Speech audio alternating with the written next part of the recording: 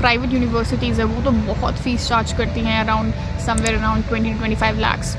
हाँ, मतलब नॉर्मल एक मिडिल क्लास फैमिली के लिए अफोर्ड करना थोड़ा डिफिकल्ट होता है। तो मुझे लगा कि कभी कभी एपीएस वेरिफिकेशन लेट करता है, तो इसलिए आपको सही समय पे एपीएस वेरिफिकेशन कराना बहुत ज़रूरी है, क्योंकि ये बहुत ही इंपॉर्टेंट प्री रिक्विजिट है और इसका कोई नो वो नहीं। अगर आप क्वालिटी एजुकेशन चाहते हैं तो जर्मनी से बेस्ट प्लेस कोई है ही नहीं, क्योंकि यहाँ का एजुकेशन एकदम टॉप लेवल है और यहाँ पे कोई ट्यूशन फ़ी नहीं पड़ती। सो गाइज़, अगर आप अपना जर्मनी में पढ़ने का मन बना रहे हैं तो मैं तो बोलूँगी ये तो बेस्ट प्लेस है, नंबर 1 प्लेस है टू कम टू स्टडी, क्योंकि यहाँ पे जितने आपको एडवांटेज हैं वो आपको कहीं भी नहीं मिलेंगे। Hello guys, so welcome to my next vlog. और यहाँ पे मैं आपको बताऊंगी इन डिटेल कि कैसे जर्मन यूनिवर्सिटीज़ में किसी भी मास्टर्स या बैचलर्स प्रोग्राम के लिए आप अप्लाई कर सकते हो। तो यहाँ पे जर्मनी में मोर देन 9000 कोर्सेज अवेलेबल हैं, जो कि आप डार्ट की वेबसाइट और यूनिएसएस के थ्रू पता कर सकते हैं। तो सबसे पहले किसी भी कोर्स को करने के लिए, चाहे वो बैचलर्स हो मास्टर्स, तो बेसिक रिक्वायरमेंट्स होती हैं कि आपके पास सर्टिफिकेट्स होने चाहिए और आपके पास डिग्री होनी चाहिए। अगर आप मास्टर्स करो तो आपके पास बैचलर की डिग्री होनी चाहिए उस फील्ड में। और जब आप कोर्सेज चेक करते हो डाट की वेबसाइट पे, तो आपको पता चलता है कि बहुत सारे कोर्सेज ऐसे भी होते हैं मास्टर्स में जिसमें आपको उसी सब्जेक्ट में बैचलर्स लेने की ज़रूरत नहीं है। अगर आप, जैसे फॉर एग्जांपल अगर मैं अपना बताऊं तो मैं साइंस बैकग्राउंड से हूँ, मेरा इकोनॉमिक्स और मैनेजमेंट से दूर दूर तक कोई लेना देना नहीं है। लेकिन मैं अभी एक मास्टर्स कोर्स कर रही हूँ जो कि सस्टेनेबिलिटी मैनेजमेंट में, जिसमें प्रोजेक्ट मैनेजमेंट भी पढ़ती हूँ, इकोनॉमिक्स भी पढ़ती हूँ। तो यहाँ पे बहुत ज़्यादा एडवांटेज है इस चीज़ की, और मेरा कोर्स इंग्लिश में भी है। किसी भी यूनिवर्सिटी में अप्लाई करने के लिए आपको पहले कोर्स की रिक्वायरमेंट्स अच्छे से जाननी है। आपको उसकी वेबसाइट पे जाना है, देखना है कि क्या रिक्वायरमेंट्स हैं। फिर आपको अप्लाई करने के लिए 2 ऑप्शंस होते हैं, या तो आप यूनिएसएस के थ्रू अप्लाई कर सकते हो या फिर आप उस यूनिवर्सिटी की वेबसाइट से जाके अप्लाई कर सकते हो। तो basically you need to have a motivation letter, आपका CV होना चाहिए, आपकी डिग्रीज होनी चाहिए जो आप सेंड करते हो टू द राइट पर्सन, जो भी उस एप्लीकेशन प्रोसेस को देख रहा है। आप उनको अप्लाई करके सेंड करते हो, फिर उसके बाद वो आपसे बहुत सारी चीज़ें मांगते हैं। वन इम्पॉर्टेंट थिंग जो कि जर्मन यूनिवर्सिटीज़ में अप्लाई करने के लिए इंडियन स्टूडेंट्स के लिए है कि आपके पास एपीएस वेरिफिकेशन होना चाहिए। अब एपीएस वेरिफिकेशन क्या है? एपीएस वेरिफिकेशन है आपकी जो डिग्रीज़ हैं, चाहे वो 12th की हो, इंटरमीडिएट की हो, हाई स्कूल की हो या बैचलर्स की हो, उन डिग्रीज़ को आपको वैलिडेट कराना पड़ता है कि वो आपकी डिग्रीज़ ओरिजिनल है। उसके लिए भी एक एप्लीकेशन प्रोसेस है जहाँ आपको ऑनलाइन जाके अपने सारे डॉक्यूमेंट्स अपलोड करने पड़ते हैं एंड देन आपको एक फ़ी पे करनी पड़ती है जो वेरिफिकेशन फ़ी होती है। तो अगर मैं अपने बैकग्राउंड की बात करूँ तो मैंने अपना जो बैचलर्स है वो बायोलॉजी में किया था और अपना मास्टर्स माइक्रोबायोलॉजी में किया था इंडिया में। उसके बाद मैंने इंडिया से PhD की। बाद मुझे ऐसा लगा कि शायद मैनेजमेंट का कोर्स करना चाहिए, और जब मैंने इंडियन यूनिवर्सिटीज़ में चेक किया कि कितना फ़ीस है, तो मुझे पता चला कि जो ये प्राइवेट यूनिवर्सिटीज़ है वो तो बहुत फ़ीस चार्ज करती हैं, अराउंड समवेयर अराउंड 20-25 लाख्स। तो मेरे को लगा कि MBA करना तो बहुत एक्सपेंसिव है इंडिया में। एंड देन आई थॉट कि अगर मैं बाहर से कहीं से मास्टर्स का कोर्स करना चाहूँ तो कौन सी कंट्री बेस्ट रहेगी। एंड देन आई फाउंड कि जर्मनी सबसे बेस्ट प्लेस है मास्टर्स करने के लिए, क्योंकि यहाँ पे कोई ट्यूशन फ़ीस नहीं पड़ती और बहुत ही मिनिमल अमाउंट का खर्चा होता है। तो अगर आप स्टूडेंट वीज़ा पे आते हैं तो आपको ब्लॉक अकाउंट चाहिए जो कि समवेयर अराउंड 10 से 12 लाख रुपए होता है, एंड दैट टू वो आपको वापस मिल जाता है। तो मुझे लगा कि अगर मैं मास्टर्स करना चाहती हूँ और मुझे पैसे भी इन्वेस्ट नहीं करने हैं उसमें, तो सबसे बेस्ट रहेगा कि मुझे जर्मनी जाना चाहिए। हाँ, मतलब नॉर्मल एक मिडिल क्लास फैमिली के लिए अफोर्ड करना थोड़ा डिफिकल्ट होता है। तो मुझे रियलाइजेशन हुआ कि US, UK और इंडिया में भी बहुत एक्सपेंसिव है ये कोर्स।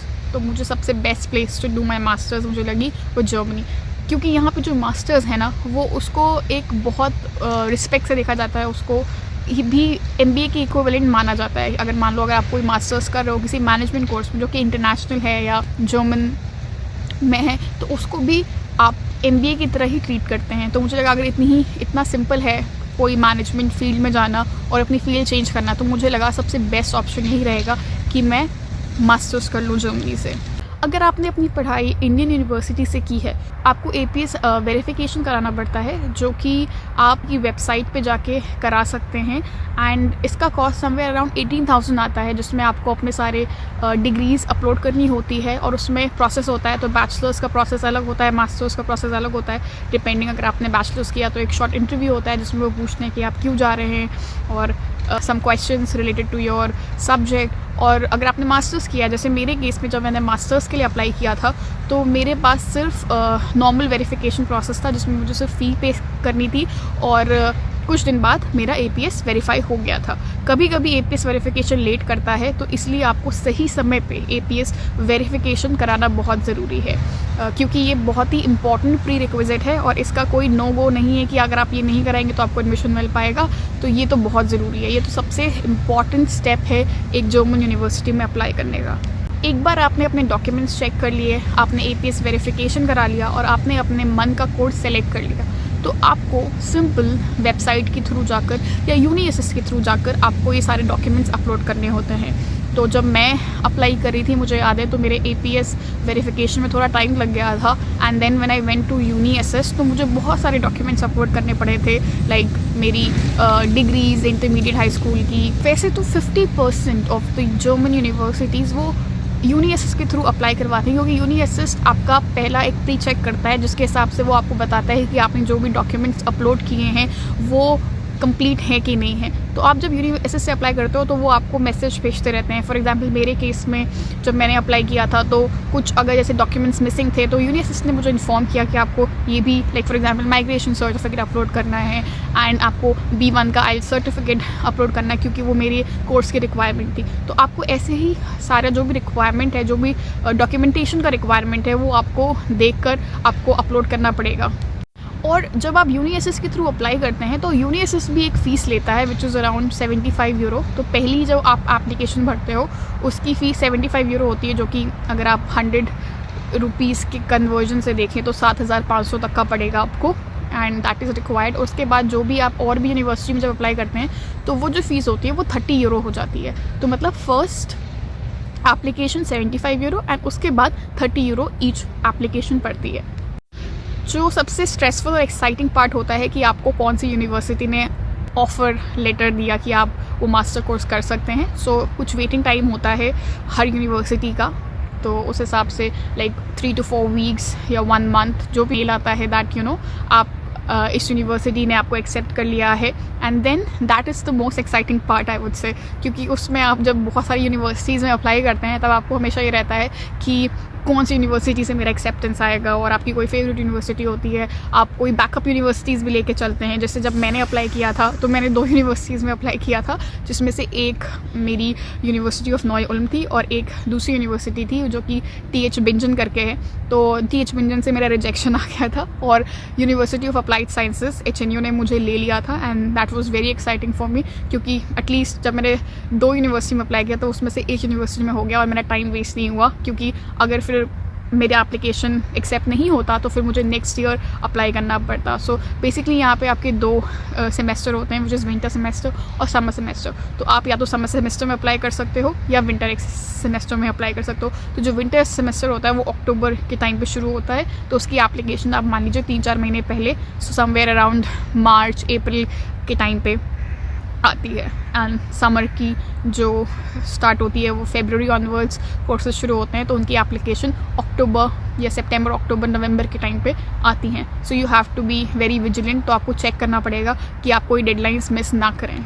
तो जैसे मैंने आपको पहले भी अपनी वीडियोस में बताया है कि अगर आप जर्मनी में पढ़ना चाहते हो तो आपका इस ब्लॉग अकाउंट होना चाहिए, जिससे आप ये प्रूफ कर सको कि आप फाइनेंशियली स्टेबल हो कम से कम 10 से 12 महीने रहने के लिए। और क्योंकि जर्मन यूनिवर्सिटी आपको कोई पैसे नहीं देगी, सो यू हैव टू, अगर आपको पैसे देने नहीं है जर्मन यूनिवर्सिटी में पढ़ने के, तो आपको मिलने में नहीं वाले हैं, तो आपको एक ब्लॉक अकाउंट होना चाहिए जो मिनिमम 10 से 12 लाख के बीच में होता है। तो मेरे केस में तो मुझे नहीं चाहिए था क्योंकि मैं डिपेंडेंट वीज़ा पे थी, लेकिन अगर आप स्टूडेंट वीज़ा पे आ रहे हो तो आपको ब्लॉक अकाउंट, आपके पास एक ब्लॉक अकाउंट होने की ज़रूरत है। एंड ऑल्सो आपको एक हेल्थ इंश्योरेंस लेना पड़ेगा, जो कि पब्लिक हेल्थ इंश्योरेंस। आपके पास ब्लॉक अकाउंट होना चाहिए and that is very important आपकी फ़ाइनेंशियल स्टेबिलिटी के लिए। और इसके बाद आपके पास ट्रैवल इंश्योरेंस होना चाहिए कि जब आप ट्रैवल कर रहे हैं तो जब आप वीज़ा एप्लीकेशन का प्रोसेस करने जाते हैं, जहाँ पे आप सारे डॉक्यूमेंटेशंस देते हैं और यूनिवर्सिटी का एक्सेप्टेड ऑफर लेटर देते हैं, तब आपको वहाँ पे ट्रैवल इंश्योरेंस भी देना होता है। फिर जब आप जर्मनी आ जाते हैं तो जर्मनी आने के बाद आपको यहाँ पर हेल्थ इंश्योरेंस भी लेना पड़ता है, तो ये भी बहुत इंपॉर्टेंट स्टेप होता है। तो जब आपको एक्सेप्टेंस मिल गया, अब क्या करना है? अब आपको कुछ नहीं करना है, आपको अपना वीज़ा अप्लाई करना है, जिसके लिए आपको जर्मन एम्बेसी पे जाना होता है और स्टूडेंट वीज़ा के लिए अप्लाई करना पड़ता है, आपको अपॉइंटमेंट लेनी पड़ती है। फिर जब आपको अपॉइंटमेंट मिल जाती है, आपको अपने सारे डॉक्यूमेंटेशंस लेके जाने होते हैं, आपका बायोमेट्रिक होता है, आपसे पूछा जाता है कि आप क्यों जा रहे हैं, आपसे क्वेश्चनिंग होती है, थोड़ा सा बेसिक इंटरव्यू होता है आपका। तो मेन जो रिक्वायरमेंट है वो आपका डॉक्यूमेंटेशन और आपका एक्सेप्टेंस आ गया ऑफर लेटर का, तो आपको कोई भी जर्मनी जाने से नहीं रोक सकता, कोई भी वीज़ा ऑफिस नहीं। और एक बार आप जर्मनी पहुंच गए तो आपको यहाँ पर अपना सिटी रजिस्ट्रेशन कराना पड़ता है, हेल्थ इंश्योरेंस लेना पड़ता है, और जर्मनी आने से पहले आपको कोई प्लेस रहने के लिए ढूंढनी पड़ती है। तो इनिशियली अगर आपको कोई स्टूडेंट डॉर्म नहीं मिल रहा है तो आप कोई एयरबीएनबी पे चेक कर सकते हैं, फ्लैट या रेंट कर सकते हैं, या किसी के साथ शेयरिंग पे देख सकते हैं। आप यहाँ पे एयरबीएनबी पे फ्लैट चेक कर सकते हैं। बहुत सारी वेबसाइट्स होती हैं जैसे कि वेगे गेजूट, तो वहाँ पे आप शेयरिंग अपार्टमेंट्स देख सकते हैं। एंड आपको जैसे कि फेसबुक पे बहुत सारे ग्रुप्स मिल जाएंगे जहाँ पे लोग पोस्ट करते रहते हैं जिनको ज़रूरत है कोई शेयर्ड रेंट पार्टनर की, या yes you can also find it on Facebook. तो बहुत सारे तरीके हैं। तो आपको जब आप जर्मनी जा रहे हैं तो उससे पहले आपको ये फाइंड करना पड़ेगा कि आपको कहाँ रहना है, किसके साथ रहना है, और अगर आपको नहीं मिल रहा है तो सबसे बेस्ट ऑप्शन होता है कि आप 1 मंथ के लिए एयरबीएनबी ले लीजिए, और उसके बाद फिर आप 1 महीने जब यहाँ पे हैं तो उस टाइम पे फिर आप घर देखना शुरू कर सकते हैं। तो गाइज़ यही है सिंपल सा एप्लीकेशन प्रोसेस, बहुत ज़्यादा झाम नहीं है और बहुत ज़्यादा फाइनेंशियल स्टेबिलिटी की भी रिक्वायरमेंट नहीं है कि आप सोचें कि आप जाएंगे तो आपको कैसे खर्चा करना है, क्योंकि आप जैसे ही यहाँ पे आके सेटल होंगे तो आपको जो आपको ब्लॉक अकाउंट का पैसा है वो वापस मिलने लगेगा। हर मंथ सम अराउंड 1000 यूरोज़ मिलते हैं। अगर आपने 10 से 11,000 यूरोज़ दिए तो 10 मंथ्स तक आप सोच लीजिए कि आपको पैसे मिलेंगे। तब तक आप कोई मिनी जॉब ढूंढ सकते हैं, कोई वर्क स्टूडेंट जॉब देख सकते हैं, जिससे आप फाइनेंशियली और स्टेबल हो सकते हैं इन आने वाले प्रोसेस में। वैसे तो 1000 यूरो मिलता है पर मंथ, बट 1000 यूरो खर्च नहीं होता। सो अगर आप देखें तो 700-600 यूरो तक आपका खर्चा होता है अगर आप बजट को संभाल के चलें। फिर आप वो भी सेव कर सकते हैं and then you can reinvest. तो इस स्मूथ प्रोसेस को अगर आप फॉलो करेंगे तो आपको जर्मन यूनिवर्सिटी में ज़रूर एक्सेप्टेंस मिलेगा। और अगर आपको लगता है कि मैंने कोई चीज़ मिस की या जो आप जानना चाहते हैं तो आप मेरे को डीएम कर सकते हैं, आप मेरे को पर्सनल मैसेज कर सकते हैं, और मैं उस चीज़ पे आप मुझे बोल सकते हो कि मुझे उस चीज़ पे व्लॉग बनाना है तो मैं व्लॉग भी बना सकती हूँ। अपने नेक्स्ट व्लॉग में उसको और डिटेल में एक्सप्लेन कर सकती हूँ। Until then, thank you for watching this video. See you in my next vlog. Bye.